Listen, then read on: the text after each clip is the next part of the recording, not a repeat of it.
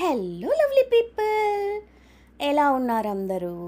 ఇవాళ నేను మీకు ఒక క్రిస్పీ గ్రౌండ్ నట్స్ ఉంటాయి కదండి, మనం స్వీట్ షాప్స్లో కొనుక్కుంటూ ఉంటాం కదా. ఇవి చాలామందికి ఇష్టం ఉంటుందండి. ఇది మసాలా వేరుశనగ పప్పు. ఇది ఎంతమందికి ఫేవరెట్ అంటే నాకైతే చాలా ఇష్టం అండి. ఈ మసాలా వేరుశనగలు ఎంత బాగుంటాయంటే కరకరలాడుతూ చాలా టేస్టీగా ఉంటాయి. పైగా ఇవి హెల్దీ కూడా, మనకి వేరుశనగ పప్పు మంచిది కదండి.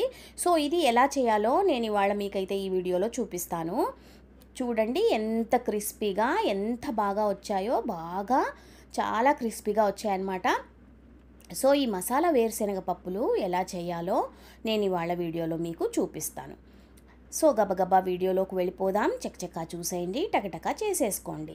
ఈ మసాలా వేరుశనగ పప్పు చేసుకోవడానికి మనకైతే బాగా మంచి వేరుశనగ పప్పు, దాంట్లో పుచ్చులు అవన్నీ ఏమీ లేకుండా చక్కగా చూసుకుని మీరు పుచ్చులు అలాంటివి ఉంటే ఏరేసి తీసేసి మంచిగా శనక్కాయ పప్పుల్ని క్లీన్ చేసుకుని పెట్టేసుకోండి. ఇప్పుడు మనం ఏం చేస్తామంటే ఈ శనక్కాయ పప్పుల్లో వేయాల్సిన మసాలాలన్నీ చక్కగా యాడ్ చేసేసి దీన్ని మనం ఎలా చేయాలో ఇప్పుడు నేనైతే మీకు చూపిస్తాను. చూడండి, ఆ కలర్, ఆ టెక్స్చర్ చాలా బాగా వచ్చాయండి.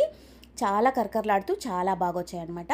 మీకు కనుక నా వీడియోస్ యూస్ఫుల్గా ఉంటే తప్పకుండా లైక్, షేర్ అండ్ సబ్స్క్రైబ్ చేసుకోండి నా ఛానల్కి.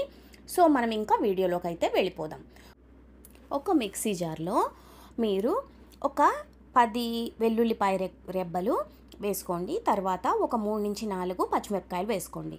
తర్వాత వాము ఉంటుంది కదండి, వాము 1 చెంచా వాము వేసుకోండి.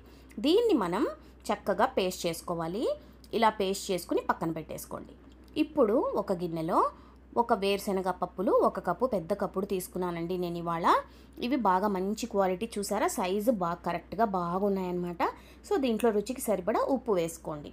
ఉప్పు వేసుకున్న తర్వాత మనం ముందుగా చేసి పెట్టుకున్నాం కదండి పచ్చిమిర్చి పేస్ట్, అది దీంట్లో వేసేద్దాం. దీనికి మంచి కమ్మటి వాసన వస్తుంది. మనం వెల్లుల్లి రెబ్బలు వేసాము, పచ్చిమిరపకాయలు వేసాము, తర్వాత వాము వేసాము కదా. సో మనకి ఇది అసిడిటీ కానీ గ్యాస్ కానీ ఏమి ఫామ్ అవ్వకుండా హెల్ప్ చేస్తుంది అన్నమాట. ఇప్పుడు మనం దీంట్లో ఒక గుప్పెడు అంటే 4 స్పూన్ల వరకు బియ్యం పిండి, 4 స్పూన్ల వరకు శనగపిండి వేసుకుంటున్నాం అన్నమాట. దీంట్లో మనం ఇది 2 వేసాక మంచి రంగు కోసం ఒక చిటికెడు కారం వేసుకోండి. ఆల్రెడీ మనం పచ్చిమిరపకాయలు వేసాం కదా, సో మనం ఎక్కువ కారం వేయక్కర్లేదు. సో ఇప్పుడు మనం ఫస్ట్ ఈ పేస్ట్లు, మసాలాలన్నీ ఫస్ట్ ఇలా మనం కలిపేసుకుందాం. ఒకసారి పిండిలో చక్కగా ఉప్పు అన్నిటికీ పట్టడానికి మనం ఇలా ఒకసారి కలిపేసుకుందామండి. తర్వాత నీళ్లు చల్లుకుంటూ, ఎక్కువ నీళ్లు పోసేయకండి, మీకు ఇవి సరిగ్గా రావన్నమాట, విడివిడిగా రావు. ఒక చిలకరించుకుంటూ నీళ్లు ఒక చిన్న స్పూన్ లాగా, ఒక చిన్న స్పూన్ తోటి చిలకరించుకుంటూ ఇలా మీరు మొత్తం ఈ పిండి అన్ని వేరుశనగ పప్పులకి బాగా కోట్ అయ్యేటట్టు నిదానంగా కలుపుకోండి. ఇలా చక్కగా కలిపేసుకుని దీన్ని మనం పక్కన పెట్టేసుకుందాము. దీంట్లో కావాలంటే కొంచెం కరివేపాకు కూడా ఇప్పుడే వేసుకోవచ్చు. నేనైతే ఫైనల్గా ఫ్రై చేసి యాడ్ చేసుకుంటాను. మీరు కావాలంటే ఇప్పుడే కూడా యాడ్ చేసుకోవచ్చు. తర్వాత మనం నూనె బాగా వేడైన నూనెలో మనం ఇలా విడివిడిగా ఒక్కొక్క వేరుశనగ పప్పు విడివిడిగా ఇలాగా నూనెలో వేసేయండి. వేసేసాక దీన్ని మీరు ఫస్ట్ కదిలించకండి, ఒక 2 నిమిషాలు అలాగే వదిలేయండి. ఇప్పుడు మనకి ఇవి బాగా స్టిక్ అయిపోతుంది ఆ పిండంతా వేరుశనగ పప్పుకి. తర్వాత మీరు ఏదైనా నిదానంగా కలుపుతూ ఇలా మంచి గోల్డెన్ బ్రౌన్ కలర్ రావాలండి. మీకు ఆ నూనెలో బబుల్స్ అన్నీ తగ్గిపోయాయి, ఆ బుడగలన్నీ తగ్గిపోయాయి. అప్పటికి మనకి ఇప్పుడు వేరుశనగ పప్పులు బాగా వేగిపోయినట్టు అర్థం అనమాట. సో అంతవరకు నిదానంగా కలుపుతూ వేయించుకోండి. ఫ్లేమ్ అయితే మీడియం ఫ్లేమ్లో పెట్టుకోండి, ఎక్కువ హైలో పెట్టేసుకుంటే ఇవి వేగవన్నమాట.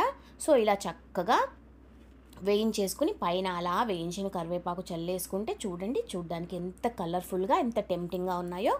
తప్పకుండా ట్రై చేయండి. నెక్స్ట్ వీడియోలో కలిసేంత వరకు ఉంటాను, మీ విజీ.